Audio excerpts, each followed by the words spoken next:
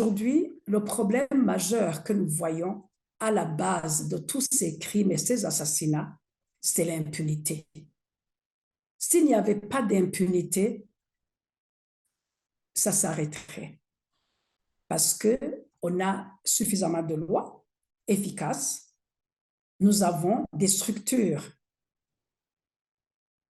désignées pour assurer la sécurité, pour assurer la justice de la population. Donc, normalement, on ne devrait pas voir ce genre de phénomène dans un pays où la loi et le droit sont appliqués, respectés et protégés. Donc, le problème que nous avons aujourd'hui, c'est cette impunité, et cette impunité qui n'est pas loin de la mauvaise gouvernance. Ça va ensemble. S'il y avait la bonne gouvernance, tous les responsables à tous les niveaux, ils seraient redevables, ils assumeraient leurs responsabilités et s'acquitteraient des tâches qui leur ont été confiées. Aujourd'hui, un responsable se met à tuer la population dont il a la charge. Mais ce responsable qui le fait, il a un supérieur hiérarchique qui normalement ne devrait pas se taire et laisser passer.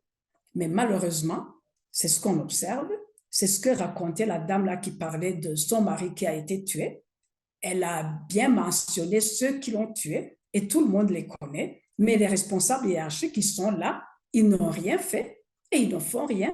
Et ainsi, l'impunité règne, ainsi, la mauvaise gouvernance règne et ainsi, les assassinats vont continuer.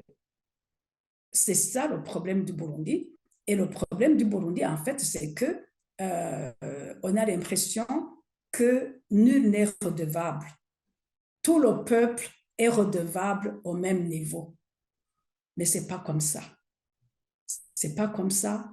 Quand on vous donne des responsabilités, ce ne sont pas seulement le prestige et les avantages qui en découlent, c'est aussi la responsabilité, c'est l'obligation de rendre compte.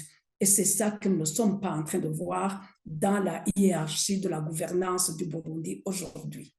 Les bonnes paroles du président, les bonnes paroles du premier ministre, c'est une très bonne chose parce que c'est un point de départ. Mais il faut des actions concrètes et des actions qui font comprendre à tous ces auteurs de crimes et de meurtres et d'assassinats que ce n'est pas permis au Burundi, qu'il y a la loi, qu'il y a le droit et que la justice ne permettra jamais à quiconque de tuer impunément.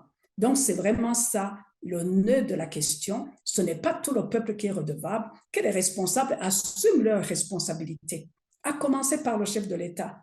Il le dit si bien qu'il l'applique et qu'il punisse quiconque, indépendamment de son appartenance, que ce soit parti ou ethnie ou quoi, je ne sais pas, mais que vraiment la justice s'applique à tout le monde, que la loi s'applique à tout le monde, et ainsi le Burundi vivra en paix.